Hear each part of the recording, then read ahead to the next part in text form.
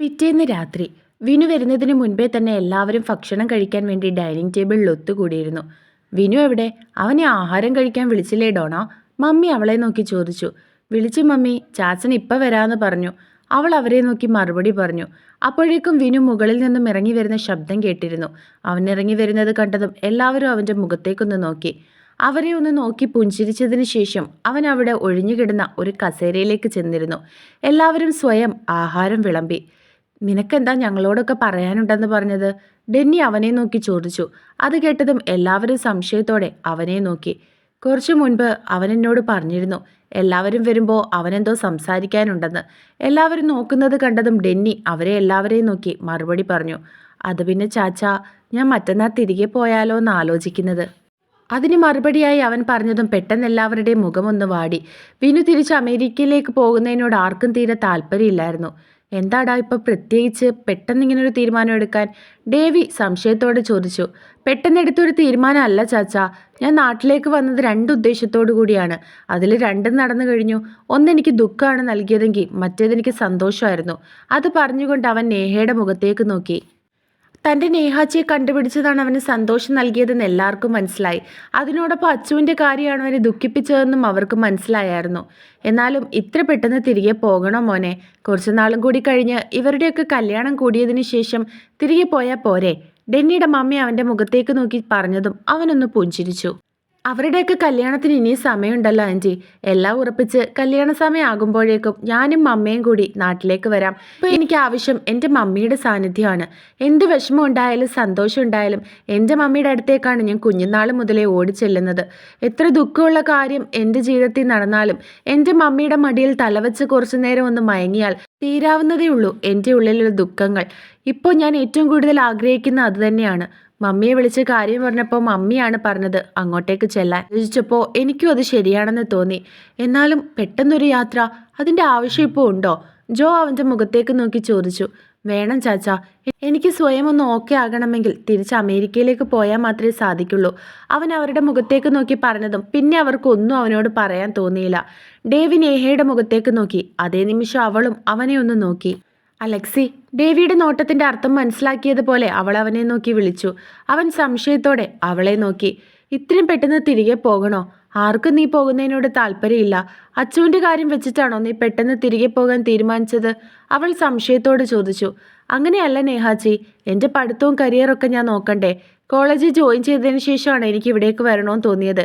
അതിൻ്റെ കാരണം എന്താണെന്ന് നിങ്ങൾക്കറിയാലോ. അതിൻ്റെ കൂടെ ഒന്നുകൂടി എൻ്റെ മനസ്സിലുണ്ടായിരുന്നു നിന്നെ കണ്ടെത്തുക എന്നുള്ളത്. നമ്മുടെ ആഗ്രഹം അത്രത്തോളം വലുതാണെങ്കിൽ ലോകം നമ്മുടെ ഒപ്പം കൂടെ നിൽക്കുമെന്ന് പറയുന്നത് പോലെ ഇനി രണ്ടാഗ്രഹവും ഞാൻ സാധിച്ചു കഴിഞ്ഞു. ഞാൻ നേരത്തെ പറഞ്ഞതുപോലെ അച്ചുവിൻ്റെ കാര്യം എന്നെ ദുഃഖിപ്പിച്ചിട്ടുണ്ട്. പക്ഷെ അതിനേക്കാളേറെ നിൻ്റെ കാര്യം എന്നെ സന്തോഷിപ്പിക്കുന്നുണ്ട്. ദുഃഖത്തെക്കാളും സന്തോഷത്തിനല്ലേ നമ്മൾ പ്രാധാന്യം കൊടുക്കേണ്ടത്? ഞാനിപ്പോൾ അത് തന്നെയാണ് ചെയ്തുകൊണ്ടിരിക്കുന്നത്. പക്ഷെ അച്ചുവിൻ്റെ ദുഃഖം അത് പെട്ടെന്ന് എന്നിൽ നിന്നും മാഞ്ഞു പോവില്ല. അതിന് ഒരു മരുന്നെന്ന പോലെ എനിക്കാവശ്യം എൻ്റെ മമ്മിയുടെ സാന്നിധ്യമാണ്. അതിനോടൊപ്പം അവിടെ ചെന്നിട്ട് എൻ്റെ കരിയർ നോക്കണം.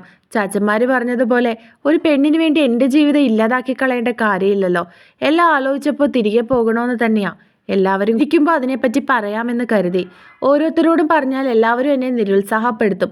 പിന്നെ എനിക്ക് ഇവിടെ നിന്നും പോകാൻ കഴിയില്ല. ഇപ്പോൾ പോലും നിങ്ങൾ പറയുന്നത് കേൾക്കുമ്പോൾ എൻ്റെ മനസ്സ് മാറുന്നുണ്ട്. പക്ഷെ എനിക്ക് തിരികെ പോയേ പറ്റൂ. അതും പറഞ്ഞ് അവരുടെ മറുപടിക്ക് കാത്തു നിൽക്കാതെ അവൻ ഭക്ഷണം മതിയാക്കി എഴുന്നേറ്റു.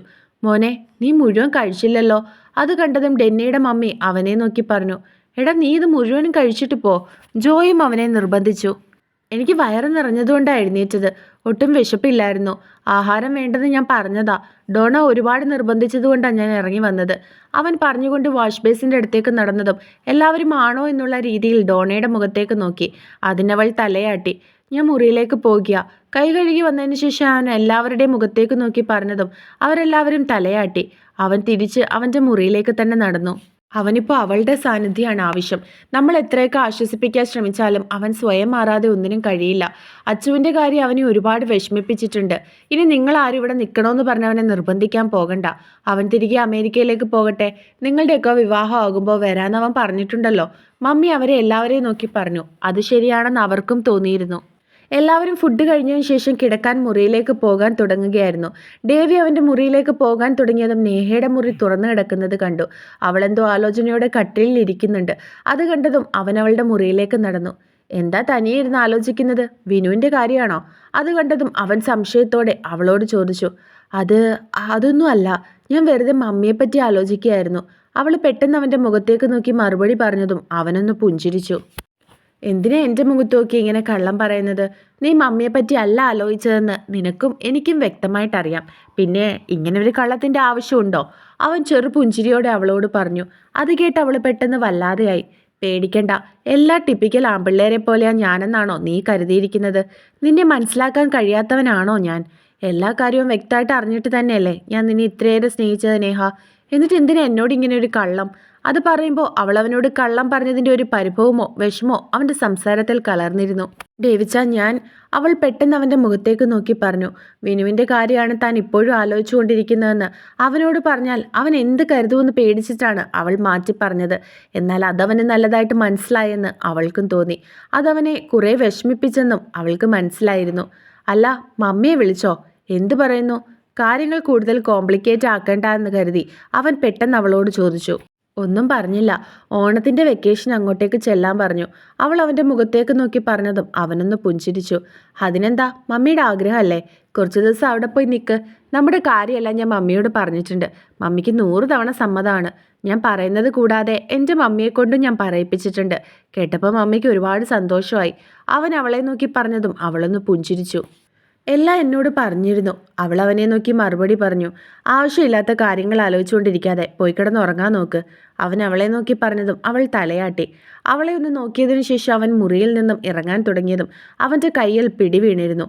അവൻ സംശയത്തോടെ തല ചരിച്ചു വെച്ച് അവളെ നോക്കി. ഞാൻ പെട്ടെന്ന് ഡേവിച്ചായൻ അങ്ങനെ ചോദിച്ചപ്പോൾ പറഞ്ഞു പോയതാ. വിനു പെട്ടെന്ന് പോവുകയാണെന്ന് പറഞ്ഞപ്പോൾ എന്തോ ഉള്ളിലൊരു വിഷമം പോലെ. അച്ചുവിൻ്റെ കാര്യം അവനെ കൂടുതൽ വേദനിപ്പിക്കുന്നുവെന്ന് കേട്ടപ്പോൾ ഉള്ളിലെവിടേക്കോ ഒരു സങ്കടം പോലെ. അതാ കാരണമെന്ന് ഞാൻ പറഞ്ഞ്.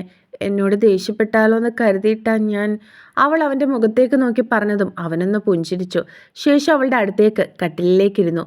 നേഹ ഒരു കൈ അവളുടെ കവളിൽ വെച്ചതിന് ശേഷം അവൻ അവളുടെ മുഖത്തേക്ക് നോക്കി വിളിച്ചു. അവൾ അവൻ്റെ മുഖത്തേക്കൊന്ന് നോക്കി. എനിക്ക് നിന്നെ എന്ത് ഇഷ്ടമാണെന്നറിയോ? എൻ്റെ ജീവിതത്തിലൊരു പെണ്ണുണ്ടെങ്കിൽ അത് നീ മാത്രമായിരിക്കണമെന്നാണ് ഞാൻ ആഗ്രഹിച്ചത്. ഏതവസ്ഥയിലാണെങ്കിലും സാഹചര്യത്തിലാണെങ്കിലും ഞാൻ നിന്നോടൊപ്പം ഉണ്ടാവും. എനിക്ക് അത്രയ്ക്ക് ഇഷ്ടമാണ് നിന്നെ. നിനക്ക് ചിലപ്പോൾ എന്നോട് അങ്ങനെയൊന്നും ഉണ്ടായിരിക്കില്ല, അതിലെനിക്ക് പരാതിയില്ല. പക്ഷേ ഒരിക്കലും നീ എന്നോട് കള്ളത്തരം പറയരുത്. നിനക്ക് എന്നോട് എന്തും തുറന്നു പറയാനുള്ള സ്വാതന്ത്ര്യവും അവകാശവും ഒക്കെയുണ്ട്. അപ്പോൾ നീ പറഞ്ഞ കള്ളം എനിക്കിത് താങ്ങാൻ കഴിയോ? അവൻ അവളുടെ കവളിൽ കൈവച്ചുകൊണ്ട് അവളുടെ കണ്ണുകളിലേക്ക് നോക്കിയത് ചോദിച്ചതും പെട്ടെന്ന് അവൻ പോലും പ്രതീക്ഷിക്കാതെ അവൾ അവനെ മുറുക്കി കെട്ടിപ്പിടിച്ചു. ഒരു നിമിഷം അവളുടെ പ്രവൃത്തിയിലൊന്ന് പകച്ചു പോയെങ്കിലും പിന്നീട് ഒരു ചെറു പുഞ്ചിരിയോടെ അവൻ അവളെ തന്നിലേക്ക് കൂടുതൽ ചേർത്ത് പിടിച്ചിരുന്നു. ഇനി ഞാൻ ഒരിക്കലും ഡേവിച്ചായനെ വിഷമിപ്പിക്കില്ല, അവൾ കണ്ണുകൾ ഉയർത്തി അവൻ്റെ മുഖത്തേക്ക് നോക്കി പറഞ്ഞു.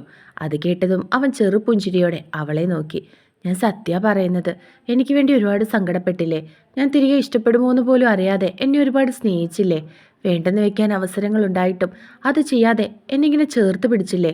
ആ സ്നേഹവും കരുതലും എങ്ങനെയാണ് ഞാൻ കാണാതെ പോകുന്നത്? അവൾ അവൻ്റെ മുഖത്തേക്ക് നോക്കി കണ്ണുകൾ നിറച്ചുകൊണ്ട് പറഞ്ഞു. അതിന് അവൻ ഒന്നുകൂടി അവളെ ചേർത്ത് പിടിച്ച് അവളുടെ നെറുകയിലൊന്ന് ചുണ്ടുകൾ ചേർത്തു. അവൾ തൻ്റെ ഇരു കണ്ണുകളടച്ച് അവയെ സ്വീകരിച്ചു. എനിക്ക് വിശ്വാസമുണ്ടായിരുന്നു, ഞാൻ വിശ്വസിക്കുന്ന ദൈവം എൻ്റെ ഒപ്പം ഉണ്ടായിരിക്കുമെന്ന്. കാരണം എൻ്റെ സ്നേഹവും പ്രണയവും സത്യമുള്ളതായിരുന്നു. അതെന്തെങ്കിലും ഒരിക്കൽ നീ മനസ്സിലാക്കുമെന്ന് ഞാൻ വിശ്വസിച്ചു. എന്നും എൻ്റെ നെഞ്ചോട് ചേർന്ന് നിൽക്കാൻ നീ ഉണ്ടായാൽ മാത്രം മതി എനിക്ക്. അവൻ അവളുടെ മുഖത്തേക്ക് നോക്കി പറഞ്ഞതും അവൾ പുഞ്ചിരിയോടെ കണ്ണുകൾ ചിമ്മി കാണിച്ചു. 2 ദിവസത്തിന് ശേഷം ഇന്നാണ് വിനു തിരികെ അമേരിക്കയിലേക്ക് പോകുന്നത്. അവനെ യാത്രയാക്കാൻ എല്ലാവരും വീട്ടിൽ ഒത്തുകൂടിയിരുന്നു. വൈകിയോടും വൈശുവിനോടും യാത്ര പറഞ്ഞുകൊണ്ട് അവർ എയർപോർട്ടിലേക്ക് ഇറങ്ങാൻ തുടങ്ങി. വൈകിയും വൈശു ഒഴിച്ച് ബാക്കി എല്ലാവരും അവനെ കൊണ്ടാക്കാൻ എയർപോർട്ടിലേക്ക് പോകുന്നുണ്ടായിരുന്നു. എടി, ജോൺ ചേട്ടനെ വിഷമിപ്പിക്കരുത് കേട്ടോ. അങ്ങേർക്കൊരു കലിപ്പ് സാറിൻ്റെ ലുക്ക് ഉണ്ടെന്നേ ഉള്ളൂ, വെറും പാവമാണ്. നിന്നെ സഹിക്കുന്നത് തന്നെ വലിയ കാര്യമാണ്. അതിൻ്റെ കൂടെ നീ അങ്ങനെ വിഷമിപ്പിക്കരുത്. വിനു വൈകിയുടെ മുഖത്തേക്ക് നോക്കി അവളെ കളിയാക്കിക്കൊണ്ട് പറഞ്ഞു. അത് കേട്ടതും അവളുടെ മുഖം വീർത്തു. അത് കൊള്ളാലോ, അപ്പം ഞാനാണോ ദുഷ്ടത്തിയെന്നാണ് നീ പറയുന്നത്? അത് കേട്ടവൾ കൈകുത്തി നിന്നുകൊണ്ട് അവൻ്റെ മുഖത്തേക്ക് നോക്കി കപടദേഷ്യത്തോട് ചോദിച്ചു. അതിന് ജോണൊന്ന് ചിരിച്ചു. അങ്ങനെ നിനക്ക് സ്വയം തോന്നുന്നുണ്ടെങ്കിൽ എനിക്കതിൽ തെറ്റ് പറയാൻ പറ്റില്ലടി. അവൻ വീണ്ടും അവളെ കളിയാക്കിയതും അവൾ കുറുമ്പോടെ അവൻ്റെ കയ്യിലൊന്ന് നുള്ളി. ആ ശവം, ഇതാണ് ഞാൻ പറഞ്ഞത് അങ്ങേരെ നീ വേദനിപ്പിക്കരുതെന്ന്. അവൾ നുള്ളിയ കയ്യിലൊന്ന് തടവിക്കൊണ്ട് അവൻ അവളെ നോക്കി പറഞ്ഞു. അതിന് അവളൊന്ന് പുഞ്ചിരിച്ചു. അടുത്തതായിട്ട് അവൻ പോയത് വൈശുവിൻ്റെ അടുത്തേക്കായിരുന്നു. നീ ഹാപ്പിയല്ലേ? അവനെ കണ്ടതും വൈശു സംശയത്തോടെ അവനോട് ചോദിച്ചു. അതിനവൻ അവളെ നോക്കി പുഞ്ചിരിയോടെ കണ്ണ് ചിമ്മി. പോയിട്ട് വരട്ടെ? അവൻ അവളുടെ കയ്യിൽ പിടിച്ചുകൊണ്ട് ചോദിച്ചതും അവളും തലയാട്ടി.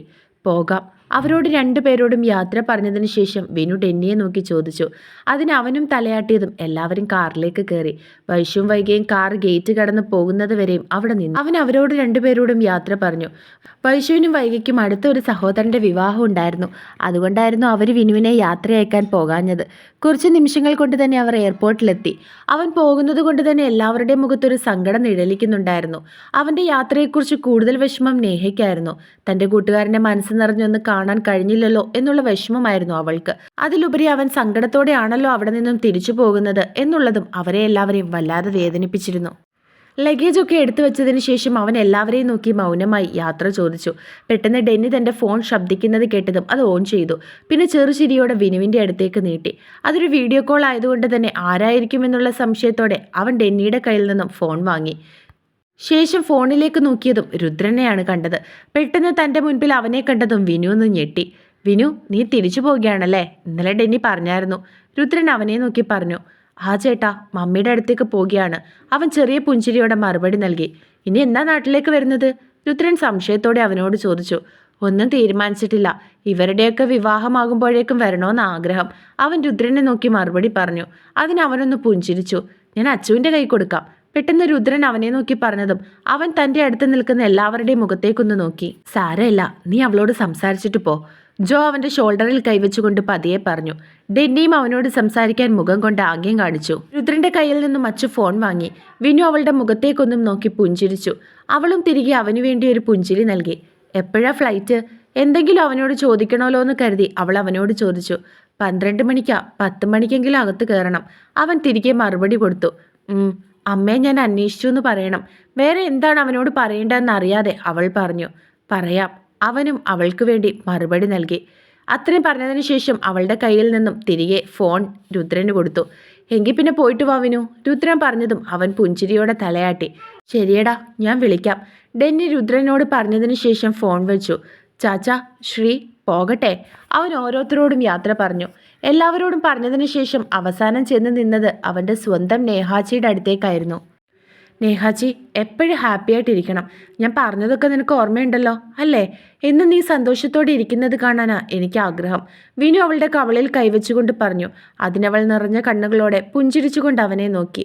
അവൻ ഒന്നുകൂടി എല്ലാവരുടെ അടുത്തേക്ക് ചെന്ന് യാത്ര പറഞ്ഞതിന് ശേഷം എയർപോർട്ടിനകത്തേക്ക് കയറി. അവൻ പോകുന്നത് കണ്ടതും ഒരു നിമിഷം എല്ലാവരുടെയും മനസ്സൊന്ന് വേദനിച്ചിരുന്നു.